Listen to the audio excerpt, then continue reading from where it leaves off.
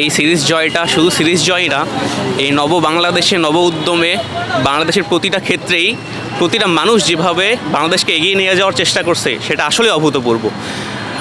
পাকিস্তানের মাটিতে যারা এক সময় আমাদের আমাদের ভাষা কেড়ে নিতে চেয়েছিল, তাদের জোর জুলুম আমাদের উপর চাপিয়ে দিতে চেয়েছিল, তাদের মাটিতে তাদের সাথে সিরিজ জয়, শুধু সিরিজ জয় না, টানা পরপর দুটো ম্যাচ জিতে তাদেরকে হোয়াইট ওয়াশ করা, এটা আসলেই অভূতপূর্ব। বাংলাদেশের টেস্টে যে এত সুন্দর ইমপ্রুভমেন্ট এবং তাদের যে একটা প্যাশন, এই টেস্টে যে একটা প্যাশন নিয়ে খেলা, খুব ভালো লাগছে আমাকে। অনেক আনন্দিত, বিশেষ করে প্রথমবারের মতো পাকিস্তানের সাথে আমরা টেস্ট সিরিজ জয় করছি। ইভেন আমরা কিন্তু এর আগে কখনো পাকিস্তানের সাথে টেস্ট ম্যাচে জিতিনি, তো সেখানে প্রথমবারের মতো আমরা সিরিজ জিতে ফেলছি। এটা তো আমাদের জন্য অনেক আত্মবিশ্বাস, ইভেন আমাদের যে একটা প্রত্যাশা ছিল, প্রত্যাশার চাইতে অনেক দ্বিগুণ বেশি আমাদের বাংলাদেশ টিম আমাদেরকে উপহার দিছে। যে আলহামদুলিল্লাহ অনেক ভালো, আমরা অনেক খুশি যে পাকিস্তানের মাঠে গিয়ে প্রথমবারের মতো আমরা সিরিজটা জয় করলাম। এটা আসলে বলে বোঝাতে পারবো না। প্রথম ম্যাচে আসলেই তারা পাকিস্তানিরা 456 মেবি করে ডিক্লেয়ার করেছিল। তারা ভাবছিল হয়তো বাংলাদেশকে ইনিংসও ব্যবধানে হারাবে, কিন্তু বাংলাদেশ থামবার না, এই বাংলাদেশ থামবে না কখনোই, এই বাংলাদেশকে থামানো যাবে না। তারা 500 সামথিং রান করে তারা লিড নিছে প্রথম ইনিংসে। দ্বিতীয় ইনিংসে 200-র নিচে পাকিস্তানকে থামাই দিয়ে পরের ইনিংসে 10 উইকেটে জয়, 10 উইকেটে বড় জয়, যে পাকিস্তানের বিপক্ষে টেস্ট ইতিহাসে 147 বছরে বাংলাদেশ জিততে পারেনি, তাদের বিপক্ষে 10 উইকেটে সবচেয়ে বড় জয়। এরপরে দ্বিতীয় ম্যাচে অভূতপূর্ব জয় এবং তাদের মাটিতে দাঁড়ায় তাদেরকে হোয়াইট ওয়াশ করা, এটা আসলেই অনস্বীকার্য। এই টেস্টে মোটামুটি সবাই ভালো খেলেছে, বাট আমার মনে হয় এই টেস্টের সবচেয়ে ভালো প্রাপ্তি লিটনের। বিকজ লিটনকে নিয়ে অনেক ধরনের কথা আমরা শুনেছি এবং তাকে ট্রোল করা হচ্ছে, এবং ও তার পরিচয়টা দিয়েছে যে হ্যাঁ, যে আমি চাইলেও যে একটা প্যাশন নিয়ে এবং একটা ধৈর্য সহকারে খেলতে পারবো।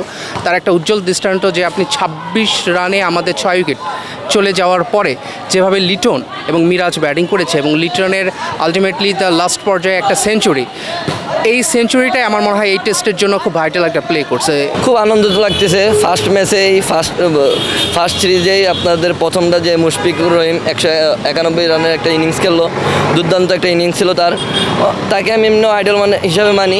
অনেক ভালো একটা ইনিংস খেলছে আমার আইডল। আমি এটা মনে করি যে তার কাছ থেকে আমরা এটা আশা করি যে সে একজন পুরনো প্লেয়ার, অভিজ্ঞতা প্লেয়ার, তার কাছ থেকে আমরা এটা সবসময়ের জন্য আশা করি যে আটটুর জন্য সে 200 এটা মিস করছে, খুবই দুঃখজনক জায়গা, কিন্তু তারপরও আমরা সবাই খুশি।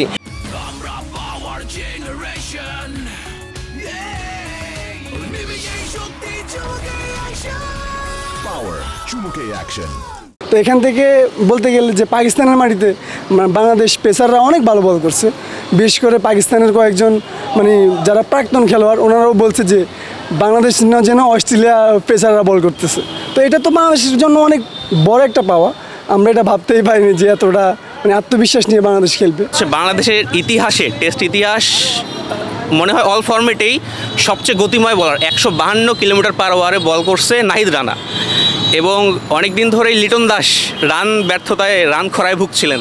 তার সেই ক্লাসিক্যাল শটে আমাদেরকে দেখিয়ে দিলেন যে না, লিটন দাস বাংলাদেশ থেকে হারিয়ে যায়নি, তিনি আছেন, তিনি ছিলেন, তিনি থাকবে। অনেক বড় একটা প্রাপ্তি সিরিজ ছাড়া। যেমন আমাদের অনেকগুলো প্লেয়ার আছে যারা আমাদের, যেমন এই যে হাসান মাহমুদ, তারপর হচ্ছে নতুন ইয়ংস্টার নাহিদ রানা।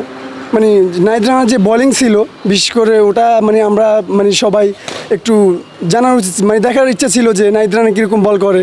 তো ওইটা দেখতে পাইছি যে নাহিদ রানা অনেক ভালো বল করছে, প্লাস হয়েছে নাহিদ রানা বাংলাদেশে এখন বর্তমানে সবচেয়ে গতিশীল বলার। তো নাহিদ রানার থেকে যেটা এক্সপেক্ট করছিলাম ওইটা অবশ্যই প্রত্যাশা পূরণ করছে, আর আশা করি সামনে আরও ভালো প্রত্যাশা পূরণ করবে।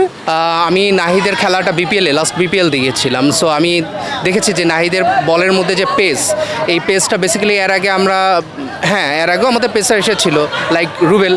পেসারের মেইন যে জিনিসটা থাকে সেটা হচ্ছে pace 150+। I think amazing, literally amazing এটা। নাহিদ রানা উনি এবার টেস্টে 152 স্পিড গতি তুলতে পারছেন, এটা আসলে খুবই আনন্দের বিষয়। বাংলাদেশ সচরাচর এত স্পিড বলার পাওয়া যায় না। আমরা যারা ক্রিকেট ফ্যান আছি সবাই চাই বাংলাদেশে কবে একটা গতি বলার আসবে।